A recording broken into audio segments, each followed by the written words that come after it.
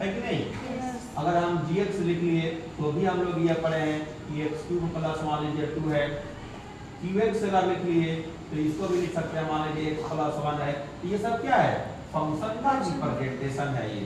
उसी प्रकार हम लोग यहाँ पे y = x लिख लिए तो इस बात को लिख सकते हैं fx = x भी लिख सकते हैं। ठीक है, तो हमको देखिए क्या करना है कि हम लोग पढ़ रहे हैं लीनियर इक्वेशन, और लीनियर इक्वेशन में हम लोग को कुछ ग्राफ सीखना है कि नहीं? अभी अगर आप 9th क्लास से अगर आप ग्राफ का अच्छा अप्रोच कर लेंगे तो आगे आपको 10th में भी दिक्कत नहीं होगी, 11th में भी दिक्कत नहीं होगी, 12th क्लास में भी दिक्कत नहीं होगी। अगर आप आगे हायर क्लास में भी जाते हैं तो भी वहाँ परेशानी नहीं होगा, क्योंकि अभी से ही अगर आपको कॉन्सेप्ट मिल जाए ग्राफ बनाने का, ग्राफ खींचने का अप्रोच लग जाए तो आपको आसान पड़ जाएगा आगे क्लास में।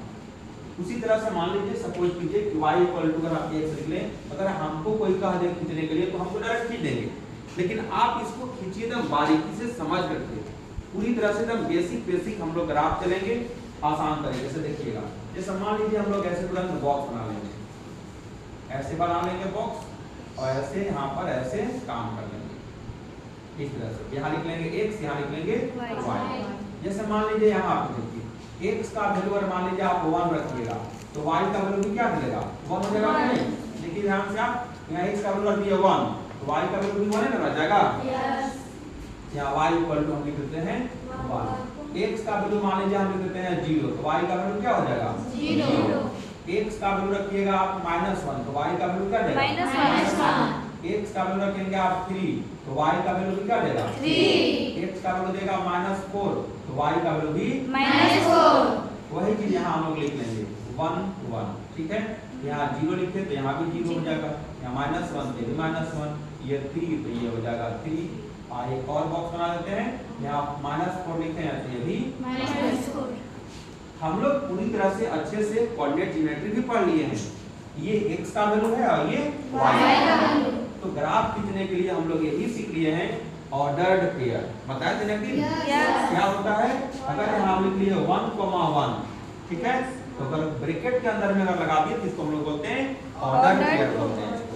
और यही अगर हम लोग 1, 1 लिख दिए तो ये बोलाता है अनऑर्डर्ड पेयर कहलाता है ना? इसीलिए आप देखते होंगे अगर 2, 4 लिख दिए, ठीक है, या कोई लिख दिया 4, 2 तो ये दोनों एक ही बात है। लेकिन अगर 2, 4 ऑर्डर पेयर में अगर ऐसे लिख दिए और 4, 2 लिख दिए तो ये दोनों अलग बात है। ये हो गया आपका ऑर्डर पेयर और ये हो गया अनऑर्डर पेयर। समझा क्या बात? उसी तरह से यहाँ भी ये सब पॉइंट जो लिखाता है वो ऑर्डर पेयर में लिखाता है। इसका पॉइंट क्या हो जाएगा? तो 1, 1, 0, 0, -1, -1 और 3, 3 और -4, ये ऑर्डर पेयर में लिखा है। समझ में आ गया बात? अब इसी को हम लोग को ग्राफ कितना है कि आपकी लाइन किधर से बनेगा। आइए देखिए यहाँ पर अच्छे ढंग से हम समझिएगा। ग्राफ कॉपी पर बनाइएगा तो और अच्छे से बनेगा, जब एग्जैक्ट बनेगा। ये क्योंकि बोर्ड पर हम बना रहे हैं तो हो सकता है थोड़ा इधर उधर हो सकता है, लेकिन ऐसे पूरी तरह से मैं प्रयास करूंगा कि परफेक्ट बन जाए। ये देखिए ऑरिजिन है आपका 0, 0 ना, यहाँ नंबर दे दिया इक्वल टू 1, 2, 3, 4, 5, 6। इधर इक्वल डिस्टेंस लेंगे इस पर भी एग्जैक्ट बन सकता है, कोई दिक्कत नहीं होगी। एकदम आराम से इक्वल डिस्टेंस पर वैल्यू आप रखिएगा, एकदम अच्छे से ग्राफ बन जाएगा। लिख लीजिए और इस पर नाम दे दीजिए नंबरिंग 1, 2, 3, 4, 5, 6। 1, 2, 3, 4, 5, 6।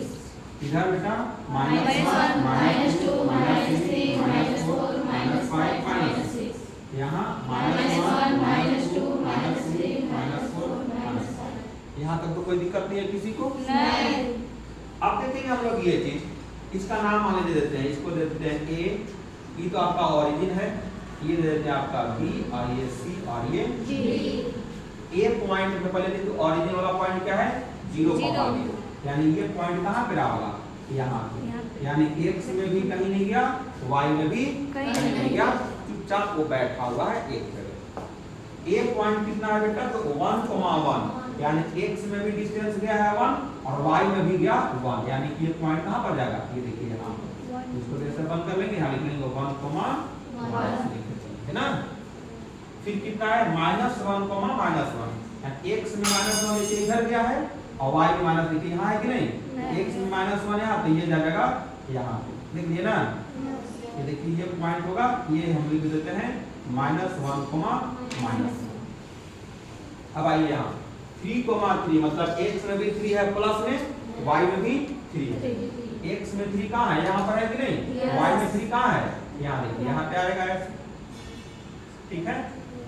ये पॉइंट यहाँ हो जाएगा 3, फिर कितना है, x में -4 है और y में भी -4, x में -4 देखिए यहाँ है, y -4 यहाँ है कि नहीं, इसका हमने यहाँ पर बनेगा कि नहीं, यहाँ पे देखिए बना दे रहे हैं, ठीक है ना।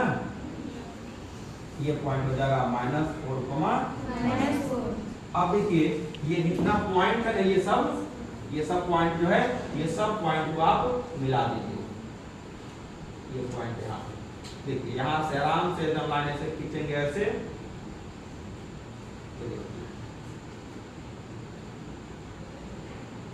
देखिए ये जो ग्राफ जो बना y = x का ग्राफ बन गया, ठीक है। यही काम करना आप लोग को।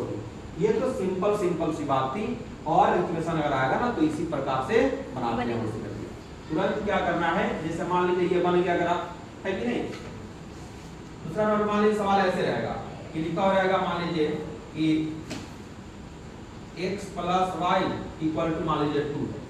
इसका ग्राफ बनाने के लिए तो क्या करेंगे कि इसको y = आराम से लिख लेंगे, 2 - x हो जाएगा, x को भेजिए राइट साइड, 2 - x हो गया कि नहीं।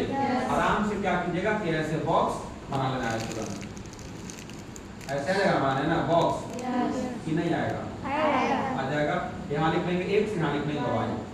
मिनिमम 2 पॉइंट ले सकते हैं, मैक्सिमम आपको जितना भी पॉइंट लेने की आवश्यकता है आप ले सकते हैं, आपके मन पे डिपेंड करता है, लेकिन मिनिमम 2 पॉइंट। इसलिए कि मान लीजिए एक पॉइंट यहाँ लेते हैं, एक पॉइंट यहाँ लेते हैं, इन दोनों को मिला दीजिएगा जरा ऐसे, तो एक लाइन देखिए बन गया कि नहीं। तो यही हम मैं बोला क्या चीज की मिनिमम 2 पॉइंट, मैक्सिमम आपके डिपेंड पर करता है कि आप कितना पॉइंट लेते हैं, लेकिन मिनिमम 2 पॉइंट लेना है आप। तो उसी प्रकार यहाँ भी देखिए x का वैल्यू मान लीजिए आप लेंगे 0, यहाँ रखेंगे 0, तो 2 में से 0 जाएगा कितना बचेगा, 2 बचेगा कि नहीं। x का वैल्यू रखेंगे 1, तो 2 में से 1 जाएगा क्या बचेगा 1। x का वैल्यू रखेंगे आप 2, तो y का वैल्यू कितना देगा 0। x का वैल्यू रखेंगे मान लीजिए -1, ये कितना वैल्यू देगा 3, क्यों दिया 3, माइनस यहाँ रखिए और पहले से वो माइनस में बैठा हुआ था इनटू, तो माइनस में माइनस क्या हो जाएगा प्लस, हो जाएगा। -2 रखेंगे तो कितना हो जाएगा, यहाँ हो जाएगा प्लस में 4, देखिए निकल गया कि नहीं पॉइंट, तो ये सब पॉइंट निकल गया। अगर आपको नहीं समझ आ रहा होगा तो इसको कोऑर्डिनेट लिख देंगे ऐसे, ये हो जाएगा 0,2, ये हो जाएगा 1,1, ये हो जाएगा 2,0 और ये हो जाएगा -1,3, ये हो जाएगा -2,4। पहले वाला जो वैल्यू रहता है वो x का वैल्यू कहलाता है और बाद वाला जो रहता है y का वैल्यू, यानी x वाला x में डिस्टेंस चलेंगे, y वाला y का डिस्टेंस में चलेगा। पॉइंट लिख लेंगे, एक लाइन बन जाएगा। याद रखिएगा हमेशा ये क्या चीज कि अगर लीनियर इक्वेशन आप पढ़ रहे हैं तो हमेशा लाइन ही बनेगा, ये भी ध्यान रखना है। आप देख लीजिएगा कहीं लाइन अगर टेढ़ा अगर ऐसे जा रहा है तो समझिए कि कहीं न कहीं गलत हो रहा है। लीनियर इक्वेशन कभी भी रहे हमेशा एकदम लाइन बनेगा, स्ट्रेट लाइन, एकदम सीधी रेखा एकदम जाना चाहिए।